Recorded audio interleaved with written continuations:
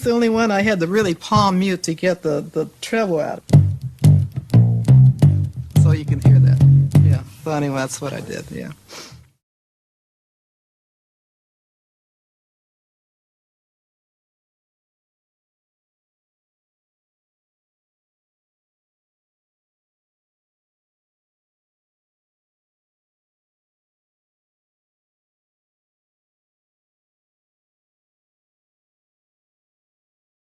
Ehi Walkers, allora il video di oggi vuole essere più che altro un tributo a una leggenda, alla più grande bassista probabilmente di tutti i tempi. Eh sì, perché lei è Carol Kaye e la sua carriera è veramente qualcosa di unico, credo sia doveroso per ogni bassista di questo pianeta conoscerla. Quindi oggi vi racconterò la sua storia e vi parlerò di lei a tutto tondo.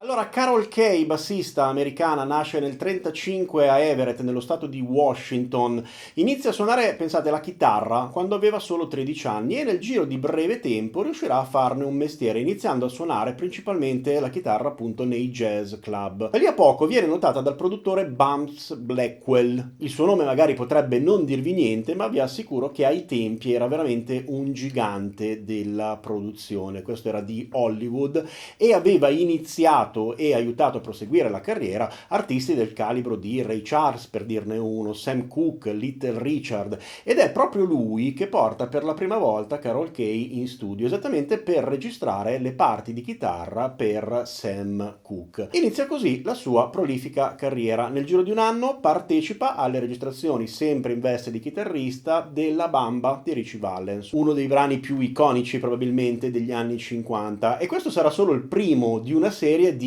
innumerevoli successi che andrà a registrare come chitarrista, successi prevalentemente nei generi di rhythm and blues, rock and roll, soul, insomma la musica di quegli anni, fine anni 50, primi anni 60. A breve viene notata dalla Capitol Records ed è lì che avverrà la magia, quell'episodio di cui probabilmente avete già sentito parlare. Nel 1963 è in studio per registrare come sempre le sue tracce di chitarra, il bassista non si presenta in studio e la sua risposta qual è? Bene, ci penso io. Il resto direi che è assolutamente storia. Da quel momento inizia a fare sul serio col basso, quindi primo obiettivo quello di imparare a suonare bene questo strumento per quello che è e a migliorarsi costantemente, cosa che riuscirà a fare assolutamente alla grande. So I went home and practiced on the bass to the metronome, just like we did in the bebop jazz on the time, like 1, 2,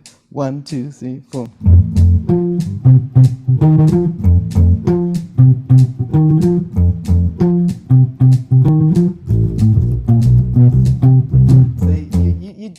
And you could be close, but unless this feels like it's grooving, you're not in. It took me 2 or 3 days to get in on all styles of music. Once I got in, I locked in, then my sense of time was immovable. Ecco, c'è un'altra intervista, oltre a quella che vi ho mostrato, in cui lei parla del suo suonare il basso, della passione che la stava prendendo in quel periodo per questo strumento. Diceva: mi piaceva essere il fondamento della band, era il mio posticino unico, sapevo cosa fare o cosa inventare. Quando la sua carriera aveva così già preso la strada del successo, arrivò l'incontro con un altro celebre produttore, Phil Spector. Avete presente il Wall of Sound? Ecco, stiamo parlando di questo personaggio che la volle assolutamente nel suo studio come bassista ma anche come chitarrista, e praticamente in questo momento si va a formare quella band che poi sarebbe diventata famosa con il nome di Wrecking Crew di Los Angeles, cioè quella cricca di musicisti che registravano fondamentalmente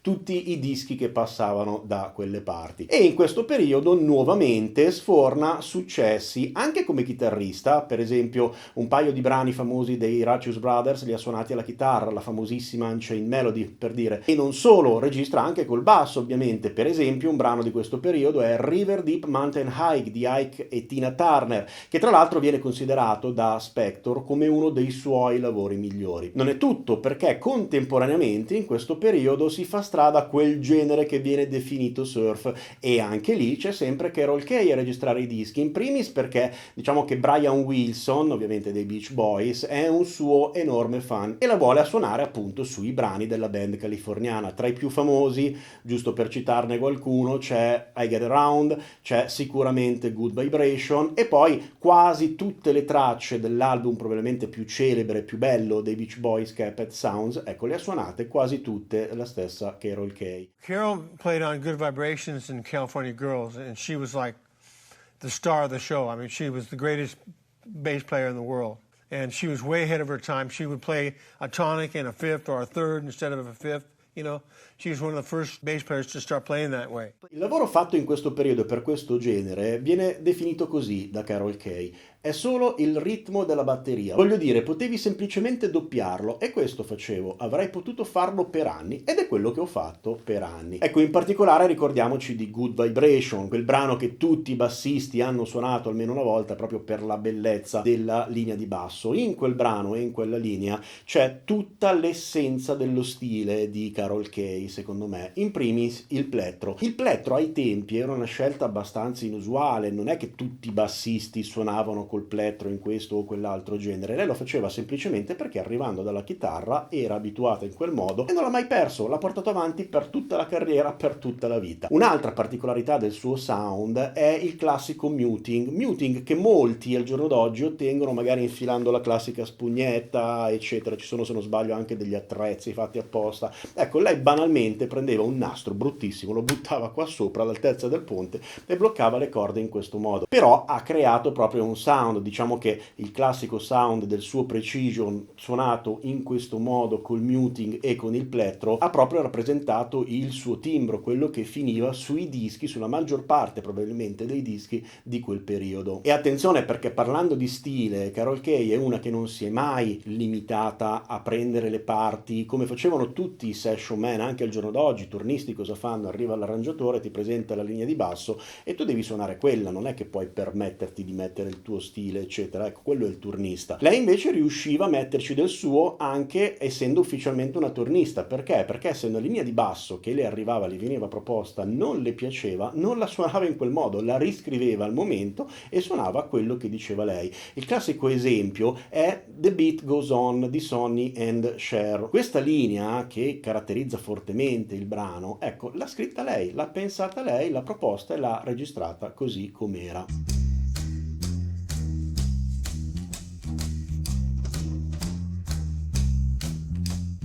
Quindi sicuramente bisogna mettere in conto anche una fortissima personalità, che si manifesta anche nel fatto che, come dice lei, non prestava sempre attenzione diciamo così, sempre solo a quello che faceva la batteria, ma lei ascoltava tutto quello che succedeva in generale nella canzone e cercava di inserire le sue linee per fare in modo che riuscissero a dare quel qualcosa di particolare, quel qualcosa che la gente si sarebbe ricordata. Ascoltate per esempio Scarborough Fair di Simon e Garfunkel. Ecco, questo è un brano in cui la batteria non c'è, ma ascoltate attentamente cosa fa il basso e quanto riesca a caratterizzare da sola la sezione, chiamiamola così, ritmica, semplicemente con il basso.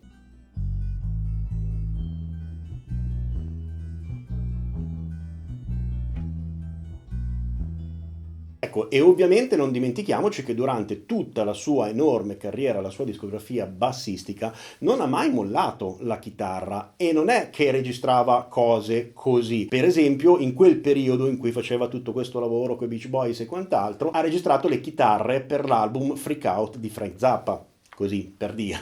Ecco, in quel periodo magari non c'era l'abitudine di accreditare sempre i musicisti sui dischi che registravano. Quello che si sa però è che nel periodo forte, diciamo, della sua carriera registrava probabilmente dalle 3 alle 4 sessioni al giorno, pensate. E tutto questo mentre da sola, come madre single, cresceva 3 figli. Questa era Carol Kaye a quei tempi. Ha mai fatto una pausa, vi chiederete voi? In realtà sì, ma solo verso la fine degli anni 60 e per che cosa? per scrivere il suo primo metodo, il suo primo libro per basso elettrico, che tra l'altro vi consiglio di andare a cercare. C'è proprio il suo sito in cui nello shop trovate tutti i metodi che ha scritto, trovate un sacco di gadget e c'è anche l'opzione che però ho controllato di recente, ultimamente purtroppo è spenta, diciamo, non lo fa più, però fino a qualche anno fa potevi anche prenotare una lezione via Skype con lei direttamente, costo $75 per avere una lezione direttamente da Carol Kay. E a proposito di sito vi chiedo un secondo per il mio sponsor, che è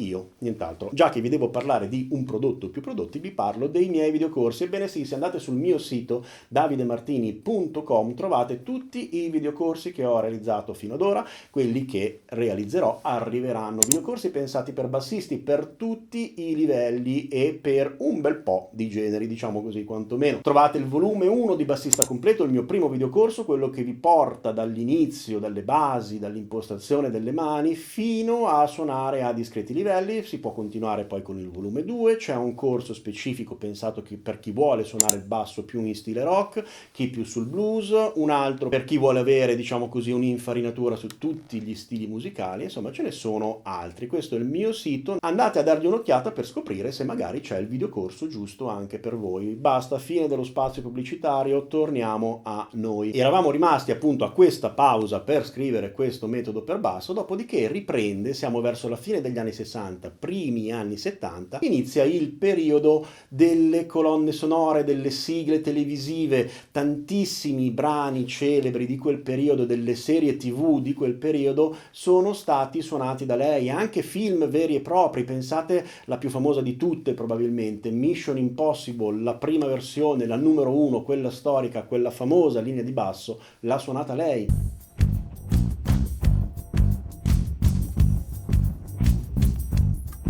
E non solo, troviamo anche la famiglia Adams e chi non si ricorda della sigla di Batman.